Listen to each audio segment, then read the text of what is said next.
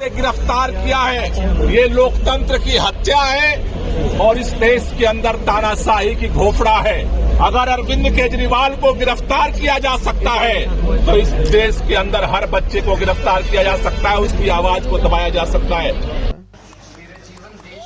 दिल्ली के मुख्यमंत्री अरविंद केजरीवाल की गिरफ्तारी पर अंतर्राष्ट्रीय जगत से जिस तरह की प्रतिक्रिया आ रही है वो मोदी सरकार को जरूर सोचने पर मजबूर कर सकती है। यूएनओ के महासचिव एंटोनियो गुटेरेस के प्रवक्ता स्टीफन दुजारिक से जब अरविंद केजरीवाल की गिरफ्तारी और कांग्रेस पार्टी के बैंक खातों को फ्रीज करने को लेकर सवाल पूछा गया तो इसके जवाब में उन्होंने कहा कि हम उम्मीद करते हैं कि दूसरे किसी भी देश की तरह जहां चुनाव हो रहा है, भारत में भी राजनीतिक और नागरिक अधिकारों के साथ साथ सभी लोगों के हितों की रक्षा होनी चाहिए। उन्होंने ये भी कहा कि दुनिया को उम्मीद है कि हर कोई स्वतंत्र और निष्पक्ष माहौल में भारत के संसदीय चुनावों में वोट कर सकेगा। ईडी ने अरविंद केजरीवाल को दिल्ली की आबकारी नीति में हुए कथित घोटाले से जुड़े एक मामले में 21 मार्च को गिरफ्तार किया था। इससे पहले अमेरिका अरविंद केजरीवाल की गिरफ्तारी और चुनाव से पहले कांग्रेस के बैंक खातों को फ्रीज करने के आरोपों पर 2 बार बयान दे चुका है। अमेरिकी विदेश विभाग के एक प्रवक्ता ने सोमवार को कहा था कि अमेरिका अरविंद केजरीवाल की गिरफ्तारी से जुड़ी रिपोर्ट्स पर बारीकी से नज़र रख रहा है और वह निष्पक्ष कानूनी प्रक्रिया को मजबूत करने के पक्ष में खड़ा है। इसके बाद अमेरिकी विदेश मंत्रालय के बयान को अवांछित करार देते हुए भारत ने इसका कड़ा विरोध जताया और भारत में मौजूद अमेरिका के कार्यवाहक deputy chief of mission Gloria Berbena को तलब किया था। भारतीय विदेश मंत्रालय के प्रवक्ता रणधीर जायसवाल ने गुरुवार को एक प्रेस कॉन्फ्रेंस में कहा था कि कल भारत ने अमेरिकी दूतावास के एक सीनियर अधिकारी के सामने इसे लेकर कड़ी आपत्ति और विरोध दर्ज कराया था। हाल में दिया गया बयान अवांछित था। भारत में कानूनी प्रक्रिया कानून के शासन से चलती है। भारतीय विदेश मंत्रालय ने कांग्रेस पार्टी के खाते फ्रीज किए जाने के आरोपों पर अमेरिका की प्रतिक्रिया का भी जवाब दिया।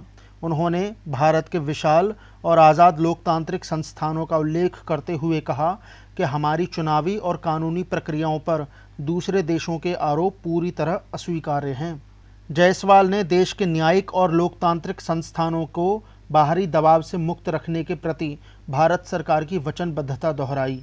अमेरिकी राजनयिक को तलब किए जाने के बाद फिर से केजरीवाल और कांग्रेस पार्टी के बैंक खातों को लेकर अमेरिकी विदेश मंत्रालय के प्रवक्ता से सवाल पूछा गया था। इसके जवाब में मैथ्यू मिलर ने कहा था, हम कांग्रेस पार्टी के आरोपों से भी वाकिफ़ हैं कि आयकर विभाग ने उनके कुछ बैंक खातों को फ्रीज कर दिया है, जिससे कि आने वाले लोकसभा चुनावों में प्रचार करना उनके लिए चुनौतीपूर्ण हो गया है। हम इनमें से हर मुद्दे के लिए निष्पक्ष, पारदर्शी और समय पर कानूनी प्रक्रियाओं को प्रोत्साहित करते हैं।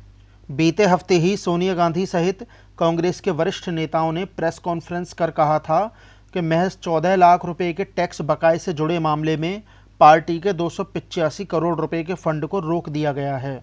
हालांकि अमेरिकी राजनयिक को तलब किए जाने पर अमेरिकी विदेश मंत्रालय के प्रवक्ता ने कहा था, किसी निजी डिप्लोमेटिक बातचीत के बारे में कुछ नहीं कहने जा रहा हूं, लेकिन निश्चित रूप से हमने सार्वजनिक रूप से जो कहा है वही मैंने अभी यहां से कहा है कि हम निष्पक्ष, पारदर्शी, समय पर कानूनी प्रक्रियाओं को प्रोत्साहित करते हैं। हमें नहीं लगता कि किसी को इस पर आपत्ति होनी चाहिए। हम यही बात निजी तौर पर भी स्पष्ट करेंगे। इससे पहले जर्मनी ने भी अरविंद केजरीवाल की गिरफ्तारी के लिए निष्पक्ष सुनवाई की अपील की थी। अरविंद केजरीवाल की गिरफ्तारी पर जर्मनी के विदेश मंत्रालय के प्रवक्ता से सवाल किया गया था कि चुनावों से पहले भारत में विपक्ष के एक बड़े नेता और दिल्ली के मुख्यमंत्री अरविंद केजरीवाल की गिरफ्तारी को वो कैसे देखते हैं। इसके जवाब में प्रवक्ता ने कहा था, हमें इस मामले की जानकारी है। भारत एक लोकतांत्रिक देश है। हम मानते हैं और उम्मीद करते हैं कि न्यायपालिका की स्वतंत्रता और बुनियादी लोकतांत्रिक सिद्धांतों से जुड़े मानकों को इस मामले में भी लागू किया जाएगा। आरोपों का सामना करने वाले किसी भी व्यक्ति की तरह केजरीवाल भी निष्पक्ष सुनवाई के हकदार हैं। इसमें यह भी है कि वो बिना किसी प्रतिबंध के सभी उपलब्ध कानूनी रास्तों का इस्तेमाल कर सकें। इस टिप्पणी के बाद भारत ने जर्मन दूतावास के उप प्रमुख जॉर्ज एंज व्हीलर को तलब कर अपनी नाराजगी जताई थी। इसके बाद भारतीय विदेश मंत्रालय ने बयान जारी कर कहा कि हम ऐसी टिप्पणियों को हमारी न्यायिक प्रक्रिया में दखल और हमारी न्यायपालिका की स्वतंत्रता को कमज़ोर करने के रूप में देखते हैं। भारत कानून के शासन वाला एक जीवंत और मजबूत लोकतंत्र है। जैसा कि भारत और अन्य लोकतांत्रिक देशों के सभी कानूनी मामलों में होता है, वैसा ही इस मामले में भी कानून अपना काम करेगा। इस संबंध में बनाई गई सभी पक्षपातपूर्ण धारणाएं अनुचित हैं। हालांकि अब जर्मनी ने अपने रवैये में थोड़ी नरमी दिखाई है।